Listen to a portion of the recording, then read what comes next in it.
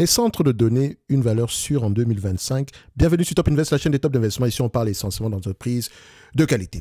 Est-ce que les data centers, spécialement les REIT, parce qu'on va parler uniquement des REIT ici, spécialisés dans les data centers ici, est-ce que ces entreprises-là pourraient connaître une année 2025 intéressante? Donc, on va essayer de voir ici si la dynamique du marché, parce qu'en 2024, ça a été plutôt une bonne année pour ces entreprises-là, est-ce que la dynamique est encore présente? Quels sont les éléments ici présents qui pourraient nous faire penser que ça pourrait continuer en 2025? Donc, le monde change à toute vitesse et avec lui, nos besoins en stockage de données, photos, vidéos, applications, intelligence artificielle, tout cela nécessite des espaces de stockage gigantesques et sécurisés. C'est là qu'interviennent les centres de données ou data centers, c'est comme vous voulez. Donc, ces bâtiments spécialement conçus pour héberger des serveurs et gérer le flux incessant d'informations qui parcourent le globe. Des géants du numérique, par exemple, en quête d'espace, ont tendance à faire affaire avec des entreprises comme Digital Realty Trust et Equinix qui sont des propriétaires de ces centres de données. Et il me semble également qu'il y a une entreprise, son nom va me revenir, je pense qu'elle s'appelle IRM, Iron Mountain, très belle. Enfin, elle a deux segments d'activité. Il y a un segment qui est spécialisé dans la destruction ici sécurisée des documents sensibles. Donc vous avez ici, voilà, elle a connu une très belle année ici. Et ce n'est rien d'étonnant. Il y a de grandes chances que ça continue. Là, présentement, voilà, on a à peu près une légère baisse ici, mais voilà, ça ne veut pas forcément dire que c'est surévalué, quoique. Ne regardez pas le PER. Vous savez qu'ici, cette compagnie, c'est une REIT spécialisée. Donc, techniquement, on regarde premièrement le FFO. D'accord? Sinon, de préférence, le AFFO. OK? Les REIT sont très particulières. D'accord? Donc, il faut toujours aller regarder au-delà du PER ici. Et on ne regarde pas le PER de ratio sur les REIT. Et puis, d'ailleurs, le PER de ratio basé sur les bénéfices nets, il faut faire attention. Il faut toujours comparer avec les free cash flow. Bref, continuons ici. Donc, vous voyez à peu près quel type d'entreprise pourrait bénéficier de cette tendance-là.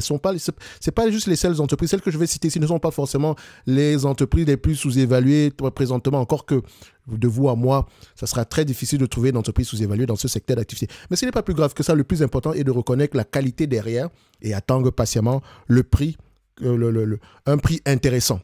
Donc, on continue.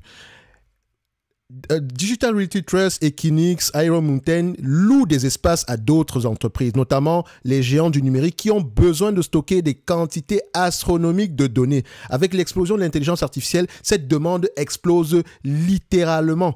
Donc, la demande en espace de stockage est tellement forte qu'elle dépasse l'offre disponible. Il faut vous dire la vérité, c'est tellement fort que ça dépasse l'offre disponible. Vous pouvez, comme d'habitude, je dis ici, toutes les informations que je donne, allez vérifier vous-même, d'accord? Ne me croyez jamais sur parole, d'accord? Sur cette chaîne, vous devez garder votre esprit critique.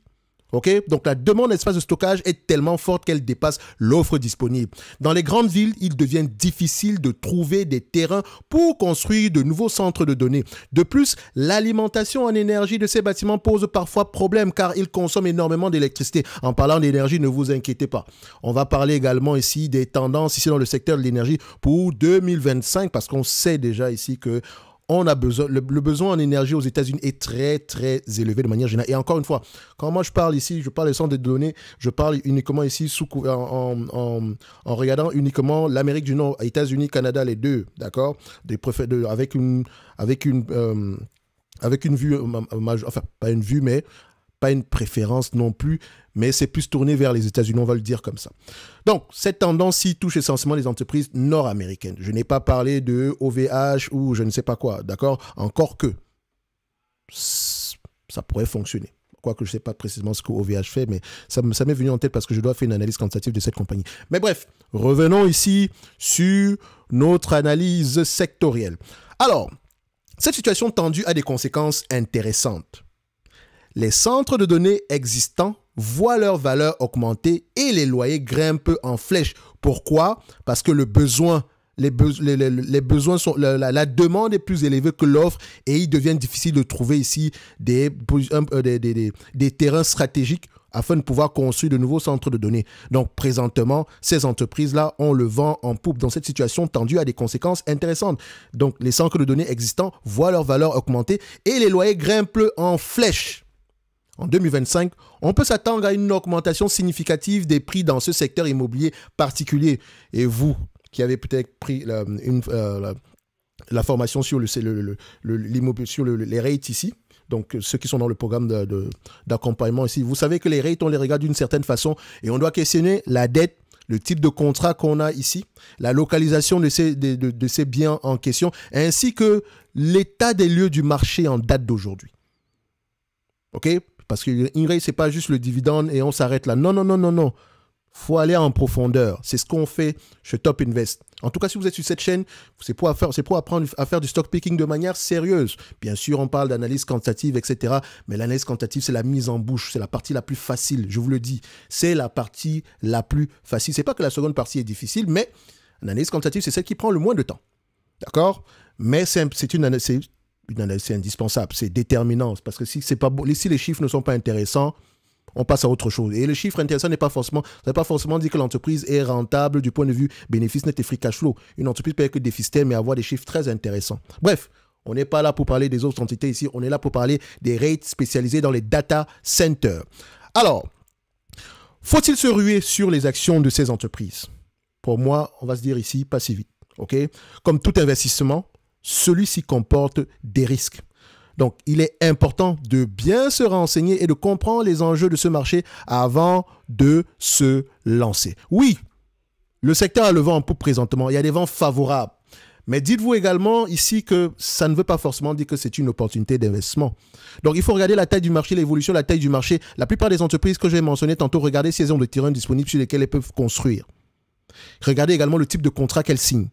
Et regardez également le potentiel ici de croissance par rapport à ces types de contrats-là. Est-ce que les contrats sont de longue durée, courte durée? Bref, je vous laisse aller regarder ça en profondeur. Mais c'est clairement un secteur d'activité qui pourrait être intéressant. Rappelez-vous, je parlais tantôt il y a plusieurs mois ici des rates dans le secteur ici des sciences de la vie, comme Alexandria Real Estate. J'ai également parlé des rates dans le secteur publicitaire, à savoir Lamar Advertising. Donc, les rates qui vont avoir tendance à souffrir sont les rates dans le secteur immobilier. Mais encore, la localisation est importante. C'est pas immobilier, dans le secteur de l'immobilier de bureau. D'accord? Et encore, la localisation est importante. Tous les biens immobiliers, toutes les rates dans le secteur des immobiliers de bureau ne sont pas logés à la même enseigne. Donc, il faut toujours aller regarder les nuances et les différences entre ces différentes entités-là. Vous avez également les rates ici dans le secteur de l'immobilier résidentiel qui se comportent très, très, très, très bien. Bref, quand on parle de rates, il y a des sous-segments, il y a des sous-industries. Et donc, ce sont ces sous-industries-là qui nous intéressent. Les rates hôtelières se comportent comme ça. Les rates dans le secteur de l'immobilier résidentiel se comportent comme ça. L'immobilier de bureau se comporte comme ça. Les data centers se comportent comme ça. Les terrains agricoles, voici comment les rates dans le secteur ici agricole se comportent comme ça. Bref, il est important de connaître à peu près les dynamiques favorables et défavorables dans chaque secteur d'activité. Vous me prenez souvent pour un fou, mais je vous dis la vérité, une fois que vous vous heurtez, une fois que vous avez une action qui perd en valeur ici, en portefeuille, vous commencez à vous poser les bonnes questions. Ça ne veut pas forcément dire ici que si vous êtes dans le rouge, c'est parce que vous avez posé les mauvaises questions. Non, pas du tout. Mais la grande majorité du cas, parce que je sais que la plupart des gens qui vont regarder cette chaîne-ci commencent. Ça fait à peu près moins de 5 ans qu'ils investissent, etc. Donc, croyez-moi, 10 ans dans la... Enfin, ça fait à peu près 10 ans que je fais de l'analyse fondamentale. Donc, techniquement, je sais à peu près que chaque secteur se comporte d'une certaine manière. Bref, c'est un secteur qui me plaît. Et je sais qu'en il y a de grandes chances. La probabilité qu'en 2025, ce secteur-là continue à bien se comporter est très élevée. Et vu qu'on parle du secteur en question, je me rends compte que Micron Technology a fait du moins 20% en date d'aujourd'hui. Je ne sais pas combien Micron Technology, c'est quoi en date d'aujourd'hui. À l'heure où je tourne cette vidéo, je pense que Micron Technology, c'est à peu près moins 16%. Pourquoi est-ce que je mentionne Micron Technology? Parce qu'elle vend ici des mémoires. Vu qu'on parle de stockage, on a besoin de mémoire. Si on parle d'intelligence artificielle, on consomme de plus en plus de mémoire. D'accord? Donc, dites-vous ici que ces entreprises, oui, elles gagnent beaucoup d'argent en date d'aujourd'hui. Oui, ça reste cyclique, mais on a une tendance de fond favorable. Et rappelez-vous, j'ai parlé des semi-conducteurs quand je faisais une analyse sectorielle il y a très longtemps. Je pense que la vidéo est sur la chaîne. Je vous avais dit ici que le segment qui va avoir tendance à bien se comporter, c'est également le segment des stockages. Tout le monde regarde ici la compagnie qu'on appelle Nvidia ou je ne sais pas quoi. Mais il y a également ce type d'entreprise. OK? Et c'est normal que le prix de l'action... Et vous allez généralement voir que les actions seront en zigzag, mais la tendance de fond, elle est là.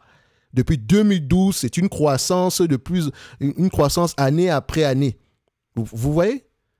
Bon, vous savez que ici, on ne va pas regarder, on regarde pas les lignes de tendance ou quoi que ce soit, mais je vous dis que ce segment-ci, la demande est tellement élevée et en supplément de ça, pourquoi est-ce que je parle de ce secteur? C'est parce qu'il est en lien avec le secteur ici des data centers. Pour pouvoir voir si la demande est de plus en plus élevée, regardez ce type de secteur d'activité parce qu'on commande ici le stockage en question, on va le mettre où? Dans les data centers. OK? Vous allez regarder la commande liée au serveur ou bien au GPU, ce genre de trucs-là, pour avoir une idée générale de si le secteur est toujours assez intéressant. Mais après, le secteur ne dépend pas de la commande ici. C'est un secteur, le secteur en question elle a sa propre dynamique, mais vous pouvez avoir des informations intéressantes en écoutant les conférences calls de ces différentes entités. Bref. Ce n'est que mon avis. Après, vous faites comme vous voulez. Si vous avez du DLT, du Digital Realty Trust, vous avez du Equinix, vous avez du Iron Mountain en portefeuille, c'est une bonne chose. Si vous avez un très bon prix d'acquisition, c'est également pour savoir c'est quoi un bon prix d'acquisition. Prenez le FFO actuel, divisez-le le AFFO actuel, divisez-le par votre prix d'acquisition moyen. Si le rendement est supérieur à ce que le marché peut proposer en moyenne 6, enfin, disons si le rendement est supérieur à 6% sans la dette, ça commence déjà à être intéressant. Maintenant, nous, on enlève toujours la dette, etc. Bref, un like, un abonnement, un commentaire, ça fait toujours plaisir. Et n'oubliez pas, en description de la vidéo ici, vous avez l'ensemble des services de Top Invest. Donc, dans le service Top Premium, vous avez le programme d'accompagnement sur 1 an. Pour ceux qui veulent encore un montant en compétences et en confiance. Compétence et confiance. Compétence, ça veut dire ici qu'on lit à peu près les notes de cours, on regarde les vidéos, etc. Et confiance, ça veut dire ici qu'on pratique. C'est un accompagnement pratico-pratique. Donc, dès le premier jour, même si vous ne savez pas lire un bilan financier, vous allez commencer à pratiquer. D'accord? Donc, je vous laisse à peu près toute la liste de ces différents éléments parce que si vous avez des questions, vous réservez un appel. Et je mentionne ici que ceci sera disponible uniquement jusqu'au mois de... Voilà. C'est à durée limitée parce que le Top Premium Plus, j'ai tendance à l'ouvrir sur certaines périodes. C'est en début, nous sommes en fin d'année, en date d'aujourd'hui. Donc, c'est la bonne période ici pour prendre les bonnes résolutions. Ceux qui veulent apprendre à investir, ceux qui veulent apprendre à faire du stock picking. Parce que je vous avais une alternative, ce sont les ETF. ETF, on n'a pas besoin de formation tech basique pour savoir c'est quoi un ETF, comment ça fonctionne, etc. Ça, vous le trouvez sur Internet, d'accord? Vous achetez un ETF, vous restez tranquille, vous faites du DCA. Mais le stock picking, c'est un autre animal. J'adore ça. OK? Intellectuellement, c'est intéressant. D'accord? Et notre but n'est pas de battre le marché, mais d'atteindre nos objectifs financiers. Ne l'oubliez jamais. Ceux qui battent le marché, c'est ceux qui sont des professionnels. Donc, faites jamais, il faut toujours faire la différence. Ton but à toi est d'atteindre tes objectifs financiers. Donc, la première chose à avoir, ce sont des objectifs bien définis. D'accord? Avant même de commencer à investir, tu dois avoir des objectifs financiers. J'ai 40 ans, j'aimerais à la retraite 60 ans. Voilà ce que j'ai ici. Voilà ce qu'il me faut à la retraite. Est-ce que c'est possible? Voilà. Et quel est le type de rendement qu'il va me falloir ici afin de pouvoir générer cela. Et ne pensez pas ici que le rendement il est gravé dans la roche. Les marchés financiers se comportent très très bien sur les 3 dernières années. Rappelez-vous, la moyenne est de 9 à 10%, ce qui est déjà bien. OK? Et donc, il faut faire très attention. Bref, on était là pour parler des data centers. Mais comme d'habitude ici, je vous dis, le stock picking, c'est bien. Le plus difficile, c'est généralement de patienter. La patience, les amis.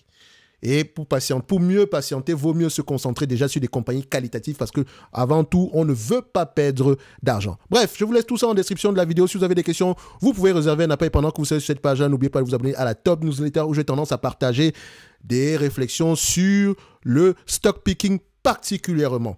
Bref, merci, au revoir.